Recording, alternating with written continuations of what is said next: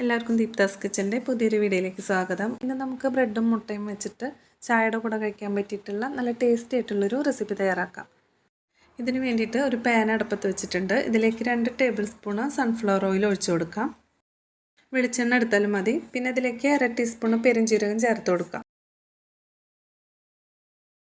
പെരുംജീരകം ഒന്ന് പൊട്ടി വരുന്ന സമയത്ത് 3 മീഡിയം സൈസിലുള്ള സബോള ചെറുതായിട്ട് കട്ട് ചെയ്തെടുത്തിട്ടുള്ളതാണ്. ഇതും കൂടി ചേർത്തിട്ടൊന്ന് വഴറ്റിയെടുക്കാം. ഇനി ഇതിലേക്ക് 1/2 ടീസ്പൂൺ ഉപ്പ് ചേർത്ത് കൊടുക്കാം. ഉപ്പും കൂടി ചേർത്ത് കൊടുക്കുമ്പോൾ സബോള പെട്ടെന്ന് തന്നെ വഴന്ന് കിട്ടും. ഇനി ഇത് ചെറിയൊരു ഗോൾഡൻ കളർ വരുന്നവരേക്കും ഒന്ന് വഴറ്റിയെടുക്കാം.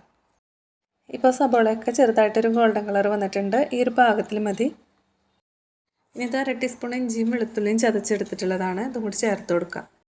ഇതോടൊപ്പം തന്നെ കുറച്ച് കറിവേപ്പിലയും കൂടി ചേർത്ത് കൊടുക്കാം. ഇനി ഇഞ്ചിയുടെയും വെളുത്തുള്ളിയുടെ ഒക്കെ പച്ചമണം മാറുന്നവരേക്ക് ഒരു 2 മിനിറ്റ് മീഡിയം ഫ്ലെയിമിൽ വെച്ചിട്ടൊന്ന് ഇളക്കി കൊടുക്കാം. പച്ചമണം മാറിയ ശേഷം അതിലേക്ക് പൊടികളൊക്കെ ചേർക്കാം. 1/2 ടീസ്പൂൺ മുളക് പൊടി, നല്ല എരിവുള്ള മുളക് പൊടിയാണ്. പിന്നെ ഒരു 1/4 ടീസ്പൂൺ മഞ്ഞൾപ്പൊടി, 1/2 ടീസ്പൂൺ മല്ലിപ്പൊടി, പിന്നെ 1/4 ടീസ്പൂൺ കുരുമുളക് ചതച്ചത്, പിന്നെ ഒരു 1/4 ടീസ്പൂൺ ചിക്കൻ മസാലപ്പൊടിയും കൂടി ചേർത്ത് കൊടുക്കാം. അത് ഓപ്ഷനിലാണ്. ചേർത്ത് കൊടുക്കുകയാണെങ്കിൽ നല്ലൊരു ഫ്ലേവറൊക്കെ ഉണ്ടാവും. 1/2 ടീസ്പൂൺ ഗരം മസാല പൗഡർ.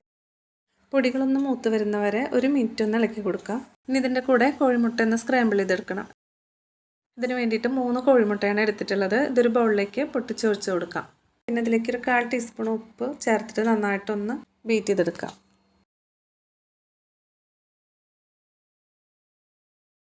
പൊടികളൊക്കെ പച്ചമണം മാറിയ ശേഷം ഇതുപോലെ ഒരു സൈഡിലേക്ക് ഒന്ന് ആക്കി കൊടുക്കാം. ഇതിലേക്ക് 1 ടീസ്പൂൺ ഓയിൽ ഒഴിച്ച് കൊടുക്കാം. കോഴിമുട്ട ഇതിലേക്ക് ഒഴിച്ച് കൊടുത്തിട്ട് നന്നായിട്ടൊന്ന് സ്ക്രാമ്പിൾ ചെയ്തെടുക്കാം.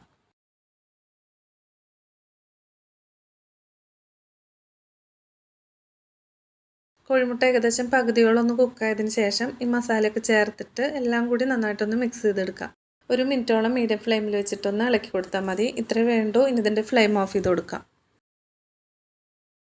ഇതിന് വേണ്ടിയിട്ട് ഞാൻ 6 ബ്രെഡ് എടുത്തിട്ടുണ്ട്. ഇതൊരു മിക്സഡ് ജാറിലിട്ട് നന്നായിട്ടൊന്ന് പൊടിച്ചെടുക്കാം. ചെറിയ കഷ്ണങ്ങളാക്കിയിട്ട് ജാറിലേക്ക് ഇട്ട് കൊടുക്കാം.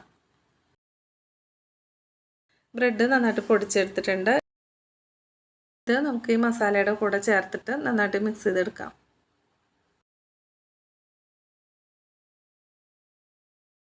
ബ്രെഡും മസാലയൊക്കെ കൂടിയിട്ട് നന്നായിട്ട് തന്നെ മിക്സ് ചെയ്ത് കിട്ടണം.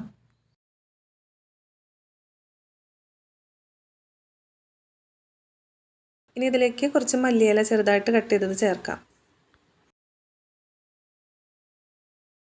ഈ ഒരു സമയത്ത് ഉപ്പ് ആവശ്യമാണെങ്കിൽ നോക്കിയിട്ട് പാകത്തിന് ചേർത്ത് കൊടുക്കാം. ബ്രെഡിൽ ഉപ്പുള്ളതുകൊണ്ട് നോക്കിയിട്ട് ആവശ്യത്തിന് ചേർത്ത് കൊടുത്താൽ മതി.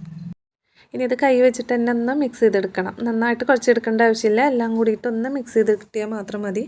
അതിന് വേണ്ടിയിട്ട് കുറച്ച് വെള്ളത്തിൻ്റെ നനവ് ആവശ്യമാണ്. 2 ടീസ്പൂൺ വെള്ളം ഞാനതിലേക്ക് ഒഴിച്ച് കൊടുക്കുന്നുണ്ട്. അധികം വെള്ളം ചേർക്കണ്ട. വളരെ കുറച്ച് മാത്രം വെള്ളം ചേർത്തിട്ടൊന്ന് മിക്സ് ചെയ്തെടുക്കാം. ഇത് കൈ വെച്ചിട്ടൊന്ന് നന്നായിട്ട് മിക്സ് ചെയ്തെടുക്കാം. ഇനി എല്ലാതും ഇതുപോലെ ഷേപ്പ് ചെയ്തെടുത്തതിന് ശേഷം എല്ലാതും ഒന്ന് ഫ്രൈ ചെയ്തെടുക്കാം. അപ്പോൾ ഒരു പാനിൽ ഞാൻ കുറച്ച് എണ്ണ ഒഴിച്ച് കൊടുത്തിട്ടുണ്ട്.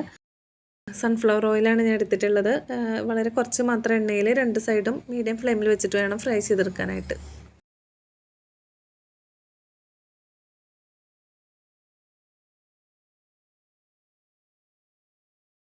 ഇനി ഇതൊരു സൈഡ് ആയിക്കഴിഞ്ഞാൽ മറിച്ചിട്ട് കൊടുക്കാം. തീ എപ്പോഴും മീഡിയം ഫ്ലെയിമിൽ വെക്കാനായിട്ട് തന്നെ ശ്രദ്ധിക്കണം. ഇത്രയേ ഉള്ളൂ. നമ്മുടെ ബ്രെഡ് കട്ട്ലറ്റ് ഇതിവിടെ റെഡി ആയിട്ടുണ്ട്. എല്ലാവരും ഒന്ന് തീർച്ചയായിട്ടും ട്രൈ ചെയ്ത് നോക്കണം. അപ്പോൾ ഈ ഒരു വീഡിയോ ഇഷ്ടപ്പെടുകയാണെങ്കിൽ ലൈക്ക് ചെയ്യാനും സബ്സ്ക്രൈബ് ചെയ്യാനും നിങ്ങളുടെ അഭിപ്രായങ്ങളൊക്കെ കമൻറ്റിലൂടെ അറിയിക്കാനും മറക്കരുത്. വീണ്ടും അടുത്തൊരു വീഡിയോ ആയിട്ട് കാണാം. താങ്ക്